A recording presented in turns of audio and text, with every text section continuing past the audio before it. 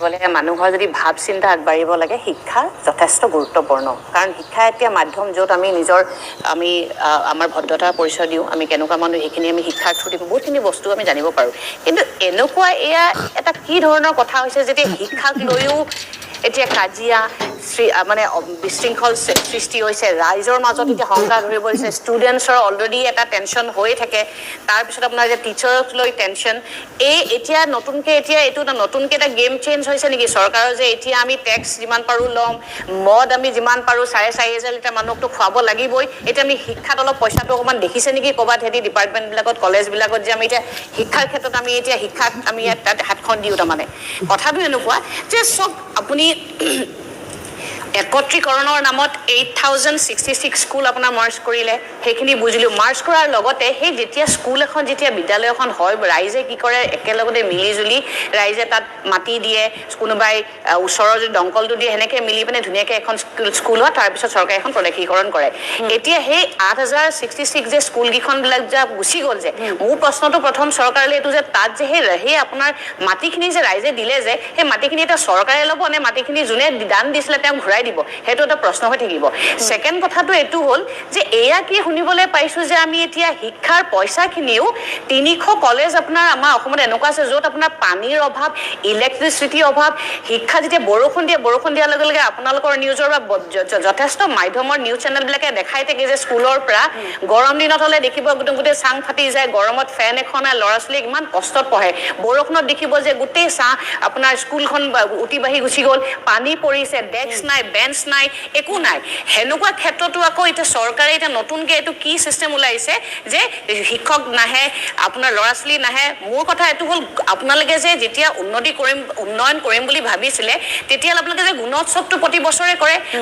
উৎসৱটো চৰকাৰে কেলে কৰে যাতে শিক্ষা অনুষ্ঠানখিনি ভাল হওক ৰাইজৰ ভাল হওক ল'ৰা ছোৱালীৰ ভাল হওক এতিয়া আজি 15 মাহৰ প্ৰায় দাদাই কোৱাৰ নিচিনা টিচাৰ্ছবিলাকেতো টেনশ্যনত আছে আৰু টিচাৰ্ছবিলাক টেনশ্যন কিয় নহ'ব টিচাৰ্ছবিলাক এতিয়া অমৃত কললৈ এতিয়া জাগে যাব লাগে মাটি তুলিব লাগে মিটিং হোৱাৰ লগে লগে বিজেপি যদি মিটিঙৰ টিচাৰ্ছবিলাক আহি তাত এটেণ্ডেঞ্চ দিব লাগে সেনেকুৱা টিচাৰ্ছৰ এতিয়া মানসিক তেওঁলোকৰ এটা কি হেঁচা পৰিছে আগৰ দিনত টিচাৰ্ছবিলাক কেনেকুৱা আছিলে তেওঁলোকে এনজয় কৰিছিলে ল'ৰা ছোৱালীক পঢ়াইছিলে ধুনীয়াকৈ বুজিছিলোঁ ল'ৰা ছোৱালী বুজে এতিয়া এনেকুৱা হৈছে যে আপোনাৰ মোৰ ছোৱালী এতিয়া প্ৰাইভেট স্কুলত যায় পঢ়িবলৈ একো নোৱাৰে কেইটামান পঢ়িব বাকীখিনি আহি আমি ঘৰত বুজাব লাগিব কাৰণ কেলৈ পঢ়াবলৈ নোৱাৰে গভৰ্ণমেণ্ট স্কুলত আপোনাৰ এতিয়া ক'ৰ পৰা পঢ়াব আপোনাৰ স্কুলৰ নামত যি অকণমান পইচা মানুহে কোনোবা দাং বৰঙণি দিয়ে কোনোবা স্কুলত নিজেই ফেন কিছুমান অভিভাৱকে ফেন লাইট যিখিনি পাৰে দিয়ে পাৰিলে মানে চকুটো এতিয়া কলেজতো স্কুলতো যাতে তাৰো পইচাখিনি পাৰিলে শ্বেয়াৰ মাৰ্কেটত লগাব এই কথাটো বাৰু শুনিবলৈ ভাল লাগে নে বাৰু এই কথাটো শুনিবলৈ ভাল যে মানুহৰ মনত এতিয়া কি আহিছে বাৰু যে এতিয়া স্কুলক লৈ আপোনালোকে এতিয়া মানে এই গেমটো খেলিব তাৰমানে টেক্স পাৰিলে মানে এতিয়া মানুহৰ ৰাইজৰ পৰাতো মাধমাৰটো দিছে এতিয়া তাৰমানে আপোনালোকে টেক্সটো পাৰিলে স্কুল টিচাৰ্ছৰ ফালৰ পৰা ল'ব আৰে মই মামাক ক'বলৈ বিচাৰিছোঁ মামা আপুনি প্লিজ বুলেট স্কুটি দিয়া বন্ধ কৰক বুলেট স্কুটি দিলেও আপুনি সেই 100 টকা তেল ভৰাব নোৱাৰে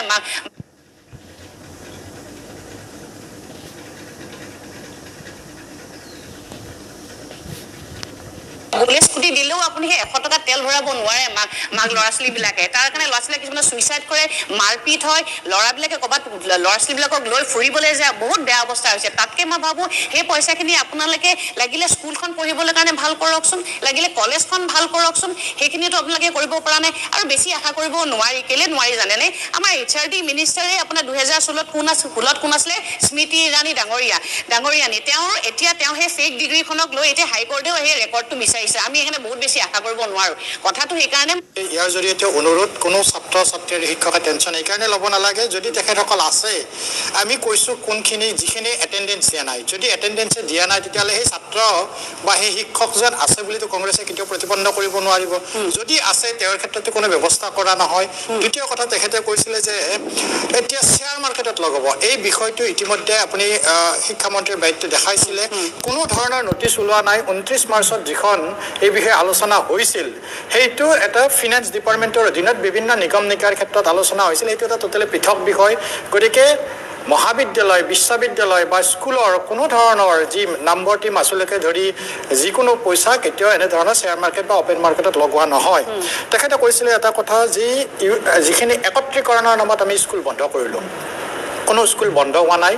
বন্ধ হ'লে সেই স্কুলখনৰ শিক্ষক বা তাৰে যিটো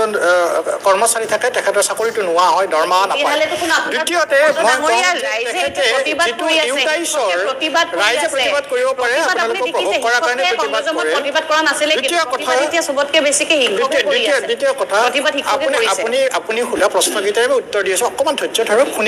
শুনিলেও জ্ঞান হয় তেখেতে কৈছিলে যে ৮,০০০ কিমানখন তেখেতে কিছু এই যিটো তথ্য এই তথ্যবিলাক থাকে ইউডাইছত ইউনিফাইড ডিষ্ট্ৰিক্ট ইনফৰমেশ্যন আপুনি শুনি আছে তেতিয়া এই একত্ৰীকৰণত এজনীয়া শিক্ষক তেতিয়া এনেকৈ যেতিয়া আমি তেতিয়া এইটো চোৱা গৈছিল ৫০জন বা ৩০জন তাতকৈ তলত থকা স্কুলৰ সংখ্যা আছিল ৩,৫১২খন গতিকে আমি দেখিছিলোঁ কিছুমান স্কুলত টিচাৰ্ছ বেছি আছে আৰু কিছুমান স্কুলত ছাত্ৰ ছাত্ৰী থাকে শিক্ষক নাথাকে গতিকে এই যাতে মিছমেটছটো আগষ্টৰ পিছত যদি তাৰ ৰেছপেক্টিভ ৰেছপন্সখিনি নাহে বিভাগীয় ডিপাৰ্টমেণ্টৰ জৰিয়তে সেইখিনি নিশ্চয় কৰিব আৰু এইটো মই কওঁ Top speed maths tricks for students in class 1 to 10. Don't calculate in slow way. কৰিব আৰু এইটো মই কওঁ যেতিয়া এটা এপ হয় ক'ৰবাত যদি টিচাৰ্ছ বা ষ্টেক হোল্ডাৰ ছাত্ৰ ছাত্ৰী যদি কিবা আমি দেখিছোঁ সেইকাৰণে মুখ্যমন্ত্ৰী মহোদয়ে এখন তাতে এটা ৩জনীয়া কমিটি এখন গঠন কৰিছিলে শিক্ষা বিভাগৰ অধীনত সেই কমিটিটোত আমি যদি চাই তাত IITৰ যিজন পৰমেশ্বৰ ৰায় তেখেতৰ অধীনত কৰি দিয়া হৈছে আৰু মুখ্যমন্ত্ৰী মহোদয়ে ইতিমধ্যে কৈছে যে ১ ছেপ্টেম্বৰত ৰাজহুৱা সেই যিখন প্ৰতিবেদন আহিব সেইখন ৰাজহুৱাভাৱে প্ৰকাশ কৰিব গতিকে মই ভাবোঁ এই যে কিছুমান ক্ষেত্ৰত ছাত্ৰ ছাত্ৰী বা শিক্ষকসকলক যিটো এটা পৰিস্থিতিৰ সৃষ্টি হয় যিটো নেতিবাচক ধাৰণা দিব খোজা হয় যে শিক্ষা সেইটো এপৰ কাৰণে অমুক হৈছে তমুক হৈছে তেনেকুৱা নহয় প্ৰত্যেক ষ্টেক হোল্ডাৰৰ কথা চৰকাৰে শুনিব চৰকাৰ কোনো বেলেগ সংস্থা নহয় চৰকাৰ জনপ্ৰতিনিধিৰ দ্বাৰা গঠিত কিছুমান প্ৰতিনিধি আহে আৰু সেই প্ৰতিনিধিয়ে এখন চৰকাৰ কৰে গতিকে তেখেতসকলৰ আকাংক্ষা বিশেষকৈ শিক্ষা ক্ষেত্ৰত যি থাকে ছাত্ৰ ছাত্ৰীৰ সমস্যাবিলাক আমি অনুভৱ কৰোঁ প্ৰতিটো ক্ষেত্ৰত কিবা সমস্যা হ'লে তাৰ সমাধান ডেফিনেটলি চৰকাৰে দি আহিছে কিন্তু এটা কথা আমাৰ চিন্তনীয় হয় এই যে ভাৰ্চুৱেল ষ্টুডেণ্ট কিছুমান পাৰ্টিকুলাৰ জিলাত যিটো হৈছে সেইটোৱে আমাৰ চিন্তনীয় বিষয় হয় কাৰণ এনেকুৱা আমিয়ে বহুকেইখন দেখা পাইছোঁ অপ্ৰিয় হ'লেও সত্য চাই থকা দৰ্শকখিনিও হয়তো মানি ল'ব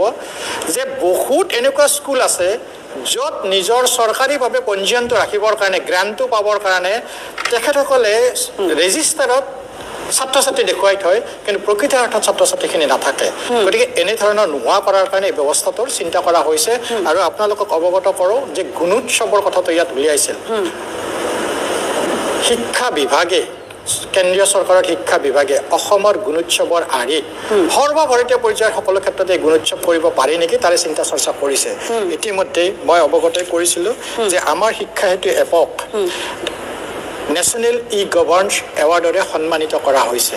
অৰ্থাৎ ই যে সৰ্বভাৰতীয় পৰ্যায়ত স্বীকৃতি পাইছে ইয়ে এক ষ্ট্ৰীমলাইন কৰিছে বিভিন্ন বিষয় আজি যিকোনো ঠাইত থাকি আপুনি আপোনাৰ স্কুলখনৰ সবিশেষ ল'ব পাৰে কিন্তু ছাত্ৰ শিক্ষকসকলৰ প্ৰতি মোৰ অনুৰোধ এতিয়ালৈকে চৰকাৰে এনেকুৱা গাইডলাইন দিয়া নাই যে আপুনি 9টা বজাতে এপটোত আপুনি নিজেও এটেণ্ডেঞ্চ দিব লাগিব অলপ দেৰিকৈ হ'লেও এটেণ্ডেঞ্চ যিকোনো সময়ত দিব পাৰে এইটো নহয় যে 9টা বজাত স্কুল খুলিছে মানে 9টাৰ আগত দিব লাগিব 9:15 9:20 দিলে বা 9:30 দিলে আপোনাৰ চেলাৰী কাট যাব তেনেকুৱা ধৰণৰ এতিয়ালৈকে নটিফিকেশ্যন দিয়া নাই আপোনাৰ এক্সকিউজ মি যে বিভাগে এখন অৰ্ডাৰ উলিয়াইছিলে যে যদি 15 মিনিট দেৰি হয় দুদিন দেৰি হয় তেতিয়াহ'লে তেওঁলোকে মানে এই ছুটি গণ্য কৰিব না এইটো দেৰি হয় মানে মই সেইকাৰণে কৈছিলোঁ মই এটা কথা কৈছিলোঁ এইটো হ'ল ইণ্টাৰনেট বেছ এইটো ইণ্টাৰনেট বেছ নহয় চাৰ্ভাৰ বেছ তাৰমানে 9টাত আপুনি ফটোটো মাৰিছে আপুনি যদি সেইটো 11টাতো আপলোড কৰে আপোনাৰ তাত হেৰিটো আহিব 9টা বজাতে কিন্তু দেৱজিৎ মহন্ত ডাঙৰীয়া এতিয়া যিটো এপৰ কথা কৈছে আপুনি কৈছে যে 3জনীয়া তদন্ত কমিটি গঠন কৰা হৈছে 1 ছেপ্টেম্বৰত সকলোখিনি কথা মুকলিকৈ কোৱা হ'ব তাত এইখিনিলৈকে যিখিনি তদন্ত আগবাঢ়িছে বা যেনেকুৱা ধৰণৰ আলোচনা হৈছে তাত এই এপৰ বিসংগতিৰ প্ৰসংগটো ওলাইছে নেকি আপোনালোকৰ এপত বিসংগতি আছেনে নাই নাই বিসংগতি মানে চাওক কেতিয়াবা এপটোত বিসংগতি নাই বিসংগতিটো কি হয় যিখিনি চাৰ্ভাৰ যিখিনি ডাটা আপডেট হয়তো এখেতে এটা প্ৰসংগত কৈছিলে যে মানুহজন ৰিটায়াৰ্ড হ'ল গতিকে আপডেট ভাৰ্চনটো যি লাইনৰ পৰা আহিব লাগে ক'ৰবাত হয়তো সেই ব্যক্তিজনে যদি দিয়া নাই তেওঁক সেই আপডেটটো হোৱা নাই তেখেতে এইটো শিক্ষক হিচাপে আছে এই ধৰণৰ কথাবিলাকো যাতে ভৱিষ্যতে নাহে মই এইটো নকওঁ 100% পাৰফেক্ট হৈছে সেইকাৰণে পাৰফেক্টৰ পৰা পাৰফেকশ্যনলৈকে আমি গৈ আছোঁ গতিকে ক'ৰবাত নহয় ক'ৰবাত কৰোঁতে য'ত সমস্যাটো হয় সেই যিটো আমি শুধৰাই যদি আগবাঢ়ি যাওঁ তেতিয়াহ'লে আজি নহ'লেও কালি আমি এনেকুৱা ধৰণৰ পৰ্টেলৰ মাধ্যমেৰে যাবই লাগিব এইকাৰণে যাব লাগে এটা আমি পজিটিভ দিশে চাই প্ৰত্যেক আগতে কি হৈছিল যেতিয়া এই আমি টোটেল নাম্বাৰ অফ ষ্টুডেণ্ট অসমত কিমান আছে আজি যদি আপুনি আগত এই শিক্ষা সেতু এপ অহাৰ আগত কি আছিল ইউডাইছত ছেপ্টেম্বৰত সেই তথ্যবিলাক আপলোড কৰে তাৰে পিছত আমি ছেপ্টেম্বৰৰ পিছত গম পাওঁ গতিকে ছেপ্টেম্বৰৰ পিছত একেদৰে গম পাওঁ যেতিয়া সেই স্কুলখনত কিমানজন শিক্ষক আছে আজি অন্ততঃ যেতিয়া তেখেতক যদি মান্থ অফ জুলাই এতিয়া ধৰকচোন আজি জুনত কোনোবা এজন জুলাই আজি যদি কোনোবা এজন ৰিটায়াৰ্ড হ'ল তেখেতক যেতিয়া এপটোৰ পৰা আঁতৰাই দিয়া হ'ব তেতিয়া আমি গম পাম যে এই স্কুলখনত মেথছৰে হওক ইংলিছৰে হওক এই টিচাৰজন কম আছে হয় অন্ততঃ কালি কি হ'ব ষ্ট্ৰীমলাইন দিওঁতে আমি যেতিয়া এডভাৰটাইজ দিব পাৰিম তেতিয়া আমি আগতে কি কৰিব লাগিছিল ডিচেম্বৰলৈকে ৰখিব লাগিছিল অন্ততঃ এতিয়া আমি ইমিডিয়েট যাতে কামখিনি যাতে খৰতকীয়াকৈ কৰিব পৰা যায় জুলাইতে এডভাৰটাইজটো দিব পাৰিম ইট টেক্স টাইম কিন্তু ডেফিনেটলি তেনেকুৱা এটা ঠিক আছে আমি দয়ানন্দ আপুনি কৈছিল যে আপোনাৰ কাৰ্যকালতো বিভিন্ন ধৰণৰ বিসংগতি আছিল বা কেৰুণ আছিল এই ধৰণৰ এপ বা এই ধৰণৰ নতুন নতুন কামে শিক্ষা বিভাগে যি ধৰণৰ নতুন নতুন পদ্ধতি অৱলম্বন কৰিছে শিক্ষা ক্ষেত্ৰখনক আৰু অধিক উন্নতি কৰিবলৈ বা